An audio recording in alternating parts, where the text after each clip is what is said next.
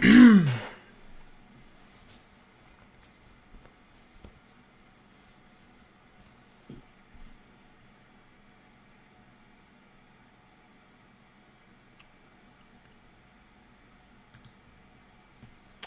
up, people? Thank you for joining.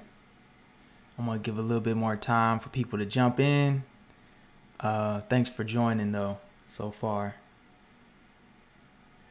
So tonight what I'm doing is another coding challenge. This time I'm doing a more popular coding challenge called reverse linked list. This one is one that's considered pretty common in the industry, as far as the industry that does coding challenges. Reverse linked list is one that's like kind of like one of those basic ones that you should know if you're into doing coding challenges yourself, or you're doing interviews for technical companies, especially the larger ones. Yeah, I guess without further ado, I'm probably going to go ahead and just jump into this. So tonight we're doing a problem called reverse linked list from Leetcode.com. And the problem goes as such.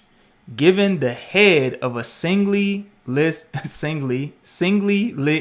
list, reverse the list and return the reversed list. So in this example here, you can see that there's a linked list. And you got to know what a linked list is, I guess, to do this problem. But a linked list is a list of items that are connected by pointers to the next item. So item 1 has a reference to item 2 here, and item 2 has a reference to item 3. And a singly linked list has, it's not doubly linked. It has one link to the next reference in the list. And so here they're showing this 1 through 5 linked list, and they're basically saying you need to reverse the linked list so that 5 points to 4 instead of 4 pointing to 5, and not vice versa, but et cetera, like going down the line, where you basically reverse the pointers. You reverse each item in the list and what it's pointing at to basically be backwards. So from 1 to 5 gets reversed to 5 to 1. And in this case, you have 1 to 2 gets reversed to 2 to 1. And this could be up to 5,000 nodes. The values can be between less than 5,000 or 5,000, but in this case, the values don't really matter much. You're just simply trying to reverse the order of the nodes themselves. So yeah, that's reverse linked list. That's the problem statement. And like how I like to always handle these problems, if you've seen me do these before, is that I like to think through the solution first, even get to the point of writing on paper at times.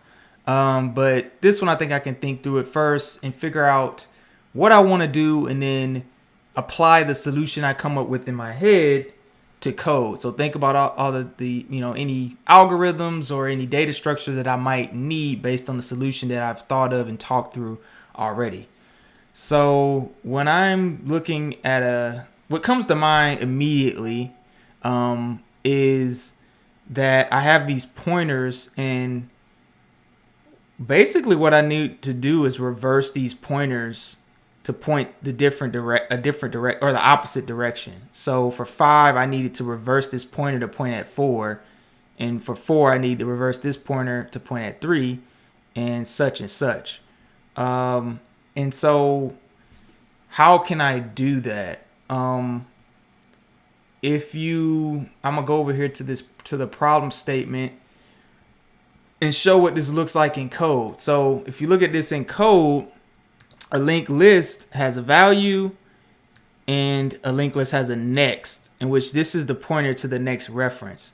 So that's what it looks like in code. When I think about it here, what I need to do, or at least how I'm thinking, is if I want to reverse those pointers, I need to have a reference to if I'm at 2, I need to have a reference to 1, and basically say for 2 next, don't let it be 3, but make 2 next be point at 1. So I want to change the next value of 2 to be 1, but then I want to move on to 3 and make its next value, instead of 4, I want it to be 2. And I just want to keep going down the list, reversing the pointers to another direction. So that's kind of what I want to do in my head. How to do that in code? What I think I would have to do is I would need to set up some variables to keep track of everything I want to change, so that when I change certain things, I don't lose the reference to the values that I'm trying to change. And a couple people are commenting here. I appreciate the comments. Somebody's saying use a slow and fast pointer, and then somebody said use a stack. Yeah, I guess you could use a stack. Yeah, I've never thought about using a stack.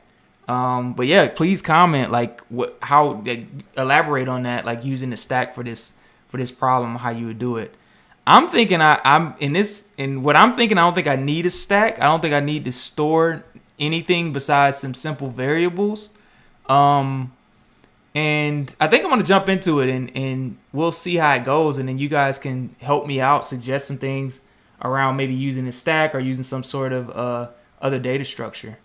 So I'm going to jump into this because I don't want this one to take a long time. It's not supposed to. So what I am going to start out with is, I know I need to keep track of a previous node. Whoa, I don't know what that was. I know I need to keep a track of a previous node, and right now it's null. So if I start at node 1, which I'm given the head of a list. So in my function here, the head that's being passed in is basically 1. And so what's in front of 1? Nothing. So my previous node starts out as null. So I'm going to set a previous node value of null. And I'm going to also set up a current node. And I'm going to make that equal to the head, because I just want this. I want to rename this to be the current node, so I know what I'm talking about when I'm doing this in code. And now I need to traverse my linked list. And how can I traverse the linked list? So to traverse a linked list, as you see here, the only way you can traverse a linked list is go to the next pointer. And so it's not like an array. It's not like other data structures where you simply can look at indexes and you can find a certain thing in an array by looking at the indexes or popping things and all of that stuff. Like, you can't really do that with a linked list. You have a node that you're on. Unless you have some direct access to the nodes themselves, you have to go to the next node. So what I can do here is I could set up a while loop to say, while the current node has some value, then I want to keep looping. And what I'm going to do later is I'm going to actually keep updating current node until it equals something that that isn't true or isn't valid. Sorry, or it's like null or undefined. And so how this is a way you can loop through. So if I keep updating current node and make it equal to current node dot next, for instance, then that gives me the next value in the linked list, because next is going to equal. So in the case of 1, just to give some explanation, one next equals the node 2. It has a reference to the node 2. It's a pointer. And so I'm not going to do that though. But what I am going to do is I'm going to keep track of the next node immediately, because I need to store that somewhere. So I need to keep this in a temporary variable, and I'm going to show you why soon. And so I'm going to, somebody said explain this all from the beginning. So basically the problem statement is up here if you want to check that out. But basically I'm trying to reverse a linked list for anybody that's just joined. And so what I've done so far is set up a previous node that I've set to null, because when I start my function, I'm getting 1 as the head of the list, and there's no previous node. Nothing points to 1. And so that's why I've set up prev node as null, and I've set up my current node that I'm on to head. That's the current node that I'm on. And while current node has a value in it, this is a JavaScript thing where you can just put the variable there, and while this is true, it will continue to loop. And I'm going to keep updating my current node till I run out of nodes. And once I run out of nodes, I jump out of this array. So I hope that makes sense. So I can basically say, to make this more clear for people, while current node does not equal null.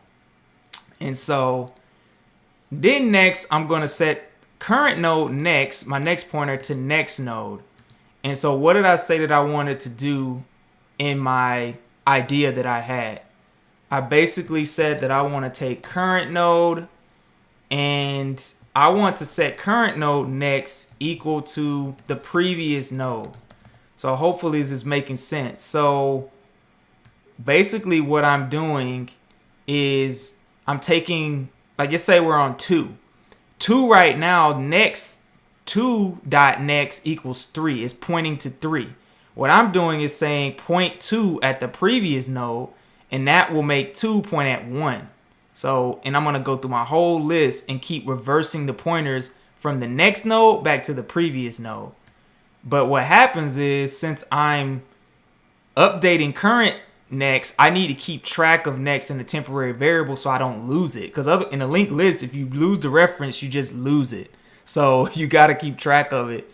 And so I'm setting it to previous node. And in my first case, there's no previous node. 1 shouldn't point to anything. So it's pointing to 2 now, but in this case, 1 shouldn't point to anything. So that's why I set that previous node up as null, because now it doesn't point to anything anymore. And so then next, I've set previous node to next. And then basically I want to set previous node. Now I need to update my previous node with my current node, because now previous node, now I'm going to traverse the list more. I'm going to say my previous node is my current node, and then I'm going to go to the next item in the linked list. I'm going to say current node is equal to the next node. So I hope this makes sense. I'm basically updating these up here so I can go through my loop and I can get to the next item in my linked list. So I know this is over explaining, but I think it's valuable to do so, to basically like over explain this so that it helps people and helps myself as well, because I'm trying to get tighter at this stuff. But anyway, like, I'm updating current node to previous node because I'm going to move on to the next one. So now my current node is my previous node. And then I'm going to set current node, the node I want to be on when I come back in this loop, to the next node. So now I'm on the next node when I come back in this loop. And this is when I'll terminate this loop once current node, the next node, is null. Once I'm at the end of my linked list, then it will get null. This is JavaScript, not Python, for somebody that asked. Thanks for the comment as well. So anyway, yeah. So now I've done that.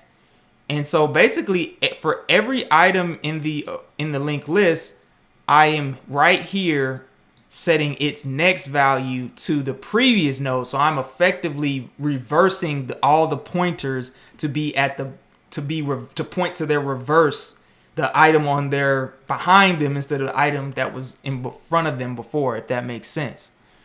And so now once I come out of this loop, what will I have? Well, when I break out of this loop, current node will be null, and then the previous node will equal the last current node. So basically, the last node is previous node. So that will be the head of my new list, because I've reversed everything, and now, since I had no next node, so this would be null because I'm at the end of the list. It will break out of this, and I can return previous node because it's the last node in my reversed list. And what the question tells you to do is return the reversed list. And how you return a linked list is you have to return the head of the linked list. That's how you reference a linked list in totality, is you have to return the head of it. And so that's what this effectively does. So let's do like an example problem. And I don't know why my voice is like cracking, but let's do a example problem. And if anybody has questions, please let me know. If you had an array, how would you convert to a linked list and traverse? That's a whole nother problem. But you could do that. You have this object here, and you could basically create these new linked lists and set the next value in the array, set the value to the value of your item in the array, and set the next value to the next item in the array next to the one that you've just processed. So you could do that pretty easily. And return the head of the list means here I'm returning. So here I started my problem, 1 was the head of my list. And that's the only thing I had. Like when head gets passed in here, this is 1. And next points to the next value in the list. So linked list, it may be good to kind of go and research linked lists themselves and learn what that data structure is. It can be a little bit difficult to understand early on. And so when I reverse this list, now 5 is the head of my linked list. So the head of your linked list is the first item that doesn't have anything pointing to it. So if you see here 4, 3, 2, and 1 have something pointing to it, 5 doesn't. And in the first example, 1 doesn't. So when I transform this list and reverse it, now 5 is the new head because I completely reversed the list. If that makes sense. So I've turned this pointer around to 4. I've turned this pointer around to 3. I turned this pointer around to 2. And I turned this pointer around to 1. And now 5 is the new head of the list. It has nothing pointing to it. And that's where the list starts. And so previous node ends with that value. So I can do a quick example. Let's do 1, 2, and 3 and reverse 1, 2, and 3. These nodes. So this is going to be pointing to 2. It's going to be pointing to 3. And so we're going to reverse that. So my head, and I'm also going to keep track of all my values here. So it's no confusion about what's going on. And hopefully this helps anybody who's still kind of stuck, because this stuff can be difficult. Even for me, I've done this problem before, and that's why I'm doing it again, because it's easy to get confused. So the head of the list is 1. Previous node is null. So let's go through the code. Head is 1 because that's the start of my list. That's what's going to get passed into the problem, is the head of your list, linked list. Previous node is getting set to null, so you set null. Current node is getting set to head, so it's being set to 1. And then I'm going to come into this code as current node. While current node does not equal null, it does not equal null. Set next node to current node dot next. That's 2. So I'm going to set that to 2. And then I'm going to set previous node equal to my current node, which is 1. I'm going to set my current node equal to my next node, which is 2. And so then I'm going to loop back again. And I think I skipped something. Hold on.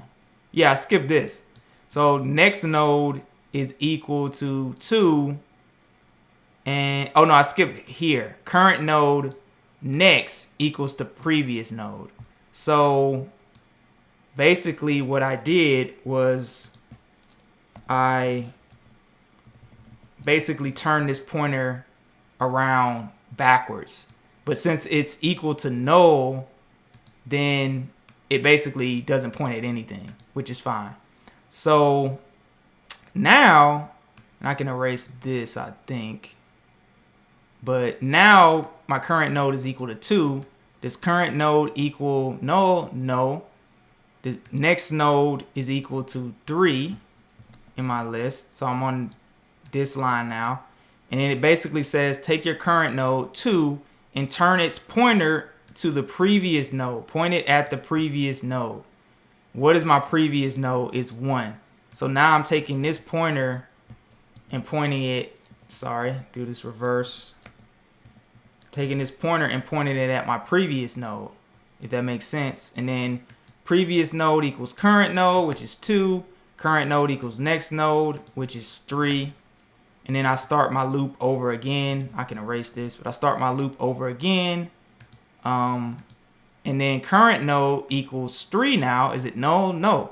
What is the next node equal to? The next node is null because there's nothing after 3. And then current node next, set the current node 3. Next value is pointer to the previous node, which is 2. So now I'm turning this pointer around. And so now my list is actually reversed right here. And so previous node equals to current node. So that's 3. and current node equals to next node, which is null.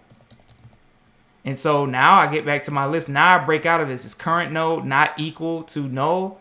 No, it's equal to null now. So I break out of this and I return previous node. What is previous node? It's 3. What's the head of my list? It's 3. So this is the head of the list that I was looking for, basically when I wanted to break out. And so for people that didn't understand why I return previous node as the head of the list, based on when you run this, when you do this in your head and run this through, you can kind of see why previous node ends up being the new head of your list. And since this is null, this is pointing to null, I basically can just erase this. Like I don't even need to show this here. So now my list is reversed. So I started with 1, 2, 3, and now this is reversed. So this actually would look like this if you turned it around the correct way visually. It would be 3, 2, 1. So because that's the direction that these are pointing. So the new head of my list is 3, and it's 3, 2, 1 as far as my pointer. So I effectively reversed the linked list. And so in some interview settings, you're not going to be able to run your code. So you're going to have to use comments or use pen and paper or whatever you're given in an interview to go through it manually, because sometimes you won't be able to run your code actually. And so, but on Leetcode, you can run your code. In some interviews, you can run your code. It just depends. How long did you practice before first technical interview? So me, I'm crazy. I just jump right into the interviews, and I use the interviews as experience as well. I didn't do well the first couple times, but I just jumped right into it. And then I started heavily practicing because I needed to feel what the pressure felt like and what the interview felt like first, so I would know how to study and how to practice. And one of the reasons why I do these live in front of y'all is to help people learn, to help myself learn, and to practice explaining problems to people like you would at work. I have to do things like this at work all the time. And not problems like this, but I have to explain code. I have to explain solutions. I have to be good at explaining things. And I hope that I'm okay at it to you guys. But and then of course, if you're in an interview, I'm not, interviewing right now, but I need to stay prepped and practiced. And I think this is a valuable thing for me to do for the community online. And I hope that it's helping people. But yeah, anyway, I'm going to run this actually now because I don't want this video to take too long. And why is this slid over to the side? Yeah. So it's accepted for all my test cases. This is weird. Y'all can't really see, but all my test cases passed. So the code worked on the first try, luckily. So yeah, 1 through 5, I reversed it to 5 through 1. And that's what was expected. For this case, 1 to 2, I reversed it to 2 to 1. That's what was expected. So from here, I don't even think I need to look at the third case. Yeah, it works. And so from here, Leetcode also, one thing I didn't talk about, runtime complexity. So this basically, the only thing I'm doing that is tied to my input size, the size of the linked list, which let's call that n, is I'm looping through it and I'm checking each node one time. I'm doing some process on the node 3 times. Or 3 times. Why did I say that? Somebody said 3 out of 5 tests and it made me say 3 times. I'm flipping the pointer on each node 1 time. So basically I'm doing n operations. So the runtime time complexity is big O of n. I'm looking at every node 1 time and doing some sort of processing. What is the space complexity? I'm not using any variables or any data structures here. That space is tied to the size of my input. None of it's tied to the size of my input. It's just simple variables, simple loops. So my space complexity is constant time, big O of 1. So I'm not using much space at all. Like these variables will be wiped out as soon as this problem runs. Or it won't use much space when this problem runs. So let's submit it for all of Leetcode and see how I compare it to the rest of Leetcode if I get all the test cases right, because I could still screw that up. So my runtime complexity is garbage, is 15%, beats 15%, but my memory beats 86%. So I'm sure there's somebody out here that done this way better than me as far as runtime complexity. But I've at least done it well enough to where it passes the time. It passes all the cases for Leetcode because it runs it against a lot more cases when you submit it this way. And so I'm trying to think if there's anything I can do to lower the complexity. Probably, I don't know. I probably don't need to set head to current. I probably could just use head and keep from setting up this variable, and that'll probably increase it. But I think for the visibility and readability, I want to keep that there. So anyway, I hope this makes sense to you guys. I'm not going to hold the line too long. This is supposed to be a problem when you practice this problem. This is a Leetcode easy. A problem like this should take you about 15 minutes to do tops when you get really good at doing problems like this. Because if you get asked this at some point in an interview setting, they're probably gonna ask a follow up. They're not gonna, if they do ask you, they're probably only gonna give you 20 minutes to do it, because it's supposed to be a problem you do pretty fast. It took me more than 20 minutes because I'm explaining and stopping and answering questions. But yeah, so like I said, this is easy. I can only imagine what hard is. Dude, I get it, man. But I promise you, it gets better. This was hard for me not too long ago. So I understand. I mean, I had a lot of experience in the industry, but these type of problems are still difficult if you're not practicing them directly. They don't necessarily translate to real work that you be doing every day in the job, but it's just sort of a test of whether you agree with it or not. It's a lot of companies do use it as interview material to test you. So anyway, I hope you guys enjoyed that. I will post this up on my YouTube. It will be on Twitch. It will be on Twitter. It will be on Facebook. It will be on Instagram. It will be on TikTok. I'm all everywhere. So if you ever want to watch me somewhere else than you are now, feel free to do so. Please like. It helps me keep doing stuff like this. Subscribe. Do all that good stuff you're supposed to do on social media. And, I'll hopefully keep doing stuff like this. Somebody said Leetcode hard is dynamic programming.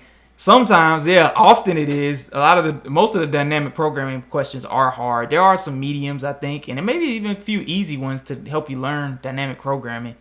But man, I've done some Leetcode hards recently, and man, they are tough. Some of them take like 30, 45 minutes to do. Even when you get good at them, you might get it down to 35 minutes or 30, but it's tough. So yeah, and this is hard. When you first start, easies are hard. So it's no shame in it, man. Really. I couldn't do this when I first started. No way. I didn't even know what to think to do. So, but I will say to anybody that this looks impossible to, I am a regular dude. I just know how to program. I've been programming for years, and I got better at this stuff. There's still problems I can't do. There's still problems that are extremely difficult. And yeah, it's just practice, man. I will say it gets better. It's still hard, and there's still problems you don't know because there's over 8,000 or something problems on Leetcode. I don't know what it is. It's something insane. Like, and you just can't learn all that stuff. So you just have to kind of prioritize doing the most common problems and just getting better at the approach itself. But anyway, I'm just kind of rambling now. So, and I mean, so many good comments, especially on TikTok. So I really appreciate you guys. Please, follow, do all that good stuff. And I will be back on here maybe sometime this week or next week with either another coding challenge or just sharing some of my coding projects all together. But with that, I'm going to get off of here and try to enjoy the rest of my night. And I hope you guys do too. Really appreciate you for joining. And yeah, I'm going to go ahead and sign out. Thank you guys.